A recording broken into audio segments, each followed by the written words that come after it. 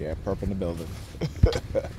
Synchronized, leaving, came down the stairs. All right, stand up there waiting to see if I will start recording. As soon as I start recording, I'm walking off.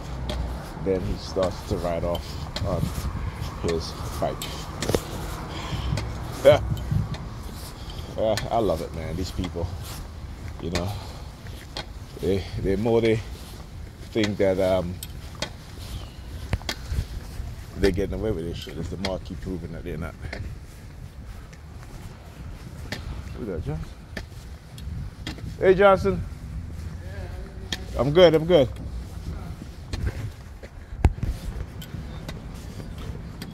Yeah. That was my sister's ex-husband. Anyhow, so again, got up this morning. You know, my grandniece, she's here with her daughter. She has a daughter. I think her daughter's like 6 or 7 months. Very lively. She's very lively. She was very talkative this morning. That woke me up. You know, but also the New York Predator Department, every time my alarm would go off, they would be using their sirens again. You know, so anyway, as I was saying, so they think that they can get away with what it is that they're doing, and I'm like, nope. All the subliminal threats and these threats again is to, you know, I know it's the FBI COINTELPRO, right? Because they will start using their sirens when certain words, particularly when I talk about the memo from the FBI that talks about, you know, controlling any black person that they see as a threat that can bring black people together. If they can't control that individual or individuals, that they will destroy them. You know, so like I said, they're on the mission to set every black person up, every black person that they feel is a threat, every black person that they hear talking about black love and united black people or building businesses to employ black people. And this is my job. So I talk to people around me and say, hey, you know, you need to be aware of these things, okay? You can't walk around here blindsided or being blind to the fact, right? And again, it's not their fault because the elders in the community, in their family, are not teaching them about these things, right? And they're not teaching them anything in a way that's going to actually make them think. Because again, as black people, we are believers, and this is what I talk about, right? We are believers. So when you talk to black people about technology and technological development, you know, it's something that they don't. Most of us don't think about. You know, most of us don't think about. This is why, again, when we see, I purposely go on YouTube and I look for black content, whether it be technology or history or anything like that, and I subscribe. And I always say, you know, I have all these. I subscribe to so many tech channels. Most of them are you know, white content creator. You know, but I subscribe to them anyway because again, it's you know, it's what I'm interested in. But I also subscribe to the black content creators, and I see how white content creators are treated by companies, right, that develop and create tech, right? And I always say, you know, it's like there are very few black content creators that have in the millions of subscribers, right, in which companies will send product to, right? But you can see they have hundreds of other white content creators in which companies will send product to review or what have you, right? And these black content creators that I subscribe to, like I said, there's only a handful. And when I say a handful, I mean, you know, we're talking about less than 10, right? Compared to the hundreds of white content creators or Asian content creators, tech content creators. And I tell people all the time on Facebook, I say, listen, it doesn't hurt you to subscribe to a black person channel, you know. It doesn't hurt you. It doesn't take anything away from you, or to like a video. It doesn't take nothing away from you. But, you know, we have this thing where, you know, we have to be in the same religion. Meanwhile, white people can be different belief systems. Like I said, look at Google, look at all these tech companies, right? Run by atheists, created by atheists, run by atheists. And yet white people still support them. Even the most religious white people still support them. So come on now. Unbelievable. All right, now, you know I should have kept recording, but I paused the video as I got done with the video. You know, they had a young, I couldn't tell if it was a boy or a girl because they had the face turned, well, like a teenager, sticking his or her finger in his or her ears and then heading to the train station.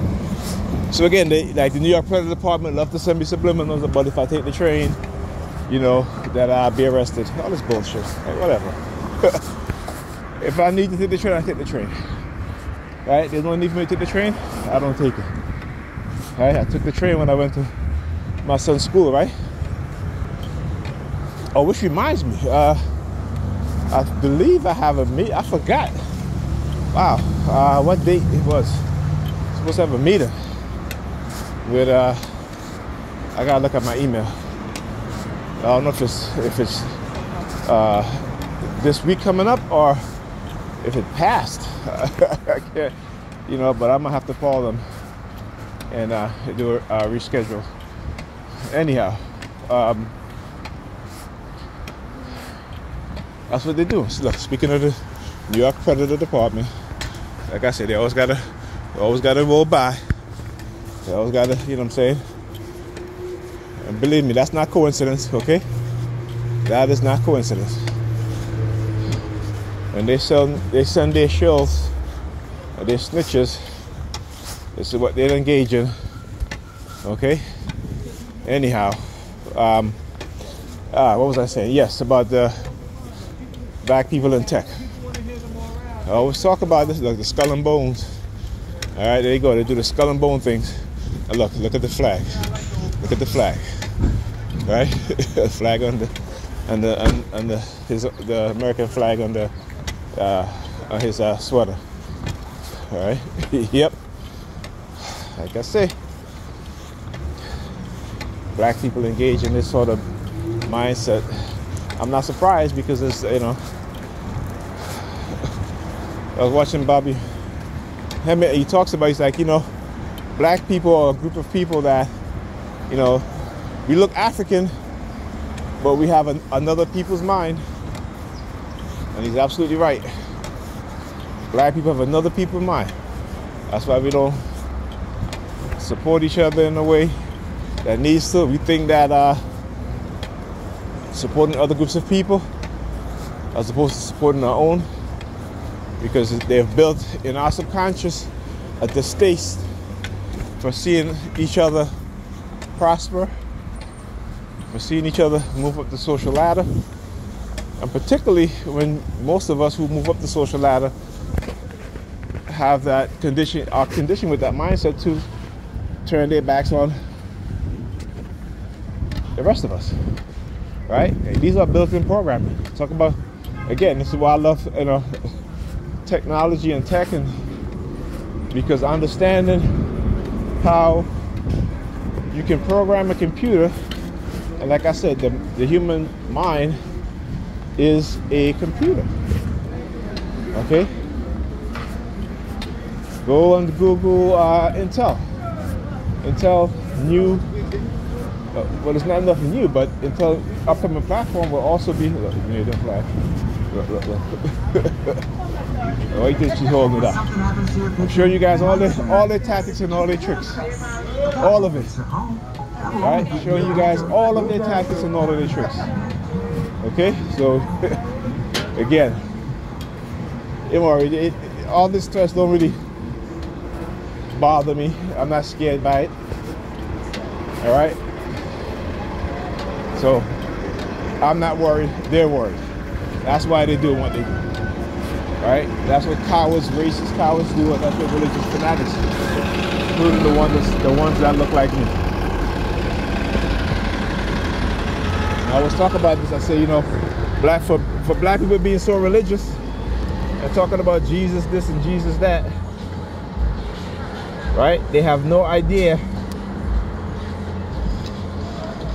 that Jesus is a fictitious invention, creation by the Roman state, the wealthy elites, those in power at the time, in order to subdue the minds of the people from rebelling.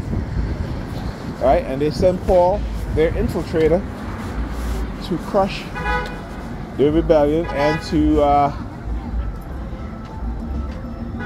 change the mindset of the so-called revolutionary, not so-called, of the revolutionaries, right, to stop them from rebelling and to wait for Christ to come and save them. See, because back then, your leader was the Christ. Your generals, your kings, your queens, right? Your high priest, your high priestess, they were the Christ. Okay? All right. Talk to you guys later.